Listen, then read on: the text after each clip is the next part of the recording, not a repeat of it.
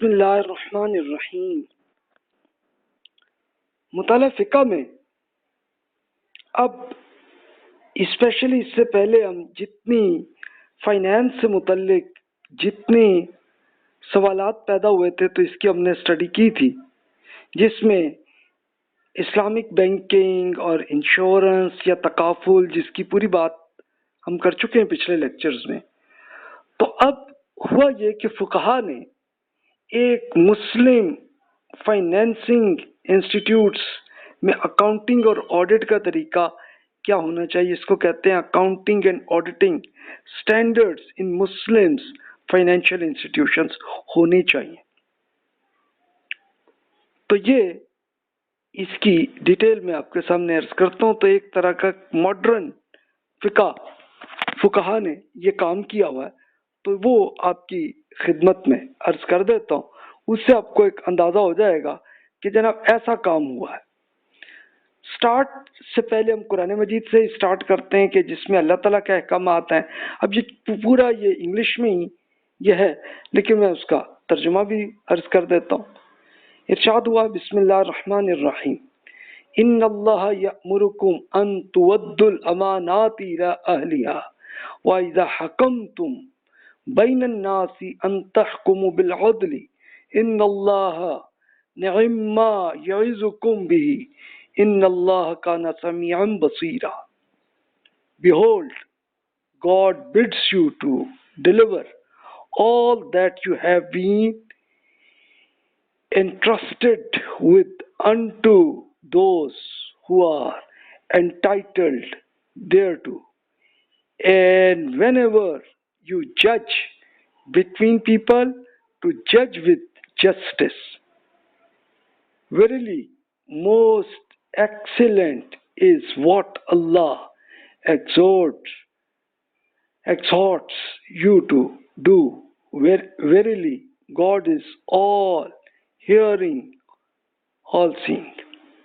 یعنی سمپل اردو میں کہیے تو یہی ارشاد ہوا کہ بھی آپ امانات ان لوگوں کو آپ دیں کہ جن پہ اعتماد ہو، یعنی اسپیشلی مثال کے طور پر گورنمنٹ کے جتنے آپ پرائم منسٹر کسی کو بنا رہے ہیں، کسی کو کوئی اور اچھے عہدوں پہ آپ کسی کو کر رہے ہیں، تو حکم یہی ہے کہ بالکل آپ میرٹ کے ساتھ ان کو دیں اور فرمایا کہ عدل کے ساتھ کریں یہ معاملہ۔ اور پھر اللہ تعالیٰ نے ایک وارننگ بھی کر دی کہ دیکھ لو کہ اللہ تعالیٰ سن بھی رہا ہے آپ کو اور دیکھ بھی رہا ہے، تو پھر یہ سوچ لو اس کے لیے۔ تو یہ دیکھیں کہ اصول یہی اس سے نکلا کہ code of ethics of accountant and auditors of Islamic financial institutions, accounting کہ بھی ایک ہونا چاہیے نا کہ یہ اسپیشلی یہ جتنے اسلامک بینک یا اسلامک انشورنس اور وہ کر رہے ہیں یا اس طرح اور بہت سے فائنینشیل انسٹیٹیوشنز وہ بن رہے ہیں، تو ان سب میں ایک ایسا طریقہ ہونا چاہیے کہ وہ اپنا اکاؤنٹنگ کا مطلب کہ کیسے لکھ رہے ہیں، کیسے ریکارڈ کر رہے ہیں کہ پوری انفارمیشن کو، اور آڈیٹرز وہ ہوتے ہیں کہ جو چیک کرتے ہیں کہ جناب یہ درست ہے کہ نہیں، تو اس کا طریقہ ہونا چاہیے تاکہ عین شریعت کے مطابق ہو۔ تو مقصد ڈیمانڈ یہاں سے بنی۔ اب یہ دیکھیے اس کے لیے purity of transactions in building reliance in Islamic finance. اب اصول یہ بنا کہ بھی یہ پیورٹی کہ بالکل صاف ہونا چاہیے معاملہ۔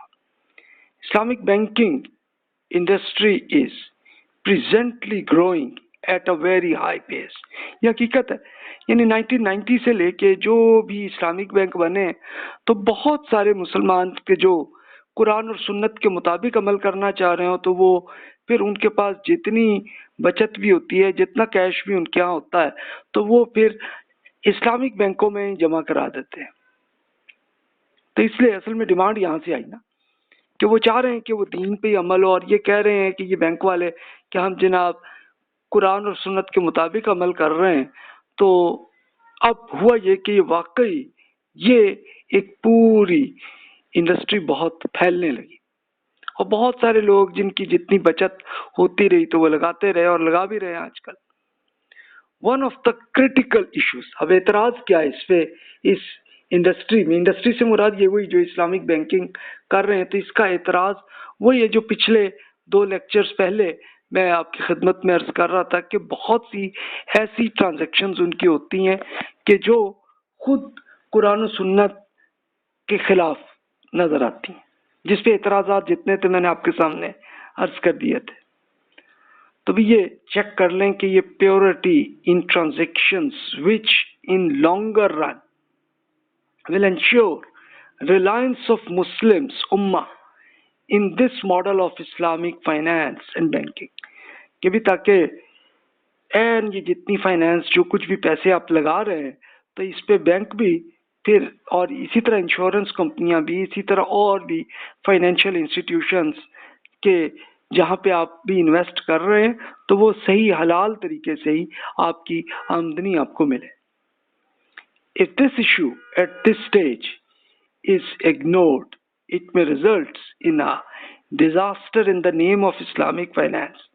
یعنی اگر وہ شریعت پہ عمل نہیں کریں گے تو پھر نقصان ہے. ایک تو نقصان تو وہ ہے سب سے بڑا کہ آخرت میں ہونا، کہ اللہ تعالیٰ نے پھر جوتے مارنے کے بھی تم تو کہہ رہے تھے اسلامک بینک یا اسلامک انشورنس یا جو بھی آپ کہہ رہے تھے اس پہ عمل تم کر نہیں رہے تھے، تو یہ تو تم فراڈ کر رہے تھے دنیا میں، اور پھر اپنی طرف سے اللہ تعالیٰ سے بھی فراڈ کر رہے تھے، تو پھر اللہ تعالیٰ نے اس کی سزا دینی. لیکن اسی دنیا میں اس کی سزا یہ آ جاتی ہے کہ اگر ایک کہے کہ جناب یہ ہمارا اسلامک بینک ہے، اور جب آپ نے اس کو تفصیل سے دیکھا یا انشورنس کمپنی کو آپ نے تفصیل سے دیکھا تو دیکھتے ہوئے آپ کو پتا چلا کہ جناب وہ قرآن اور سنت کے مطابق عمل نہیں ہو رہا، تو پھر اس بینک کی ریپوٹیشن خراب ہو جاتی ہے. ریپوٹیشن خراب ہوتی ہے تو پھر وہ ایک بندے کو ہی تو نہیں پتا ہوگا نا، وہ اور اپنے دوستوں کو بھی بتائے گا. پہنچتے پہنچتے یہ بات پھر یہ ہوگا کہ اسی بینک میں جو بھی پیسے لگا رہے تھے لوگ وہاں سے نکالنے لگیں گے، نکال کے کسی اور بینک میں یا اور جگہوں پہ وہ پھر لگانے لگیں گے. رزلٹ تو پھر یہ ہوگا نا. تو اس لیے ان کے لیے یہ ڈیمانڈ اس سے آئی. Strategy to build reliance on Islamic finance and banking. اب یہ ایک اصول آنا شروع ہوا تاکہ شریعت کے عین مطابق عمل کرنے لگیں. تو a three-fold strategy may help out the industry to ensure Sharia compliance.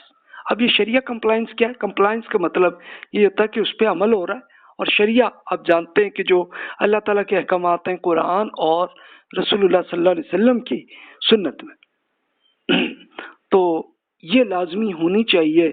Strategy کیسی ہونی چاہیے؟ یعنی جس پہ فیصلے کر رہے ہیں کہ جو بھی جتنے بھی فائنینشیل انسٹیٹیوشنز ہیں، بینک ہے، انشورنس ہے یا کوئی اور اس ٹائپ کی کوئی اور کمپنی ہے، تو ان کے اونرز کو ان چیزوں کا خیال رکھنا چاہیے. Standardisation of Sharia compliance regulations for Islamic finance. اب یہ فقہا نے یہ ڈیمانڈ کی کہ بھی یہ جتنے اسلامک فائنینس جو کہہ رہے ہیں اپنے آپ کو، تو واقعی وہ شریعت پہ عمل بھی کر رہے ہوں. اس کے لیے باقاعدہ اس ملک میں قانون ہو جانا چاہیے. یہ ڈیمانڈ ہی بنی. لیکن اب پریکٹیکلی پھر آہستہ آہستہ کئی مسلم ممالک میں بھی قانون بننے لگے اس کے. Improved governance and Sharia compliance assurance of Islamic financial institutions. کہ اب جو بھی اسلامک فائنانس جو کر رہے ہیں تو شریعہ پہ عمل بھی ہو رہا ہو، اور اس پہ یقین دہانی بھی کرائے کہ واقعی شریعت پہ عمل ہو رہا ہے کہ نہیں ہو رہا. یہ لازمی ایک اسٹریٹجی ہونی چاہیے. پھر Sharia compliance rating of Islamic financial institutions and products. کہ اب یہ جتنے اسلامک بینک یا اسلامک انشورنس جس ٹائپ کی جو بھی اپنی پروڈکٹ ان کی کیا ہوتی ہے، ظاہر کی مثال کے طور پر کریڈٹ کارڈ ہے، یا انشورنس کمپنی میں کہ جیسے یہ ان کی پروڈکٹ یہ ہوتی ہے نا کہ آپ کا جناب کلیم آپ کو ملے گا، وعدہ ہوتا ہے. تو یہ اس ٹائپ کی پروڈکٹس ہوتی ہیں. تو اس کے لیے انہوں نے پھر فقہا نے یہ ایک سجیشن دی کہ جناب ان سارے اسلامک انسٹیٹیوشنز جو کہلاتے ہیں ان کو چیک کرنا چاہیے کہ جناب وہ شریعہ پہ کتنے پرسنٹ عمل کر رہے ہیں. ریٹنگ میں آپ کہہ لیں 1 to 100 آپ کر لیں اسے، یا 0 to 100 کر لیں، تو بیچ میں آپ کہیں کہ جناب یہ والا جو بینک ہے نا یہ 90% شریعت پہ عمل کر رہا ہے، اچھا یہ 60% کر رہا ہے، یہ فلاں بینک جو ہے یہ تو 30% کر رہا ہے.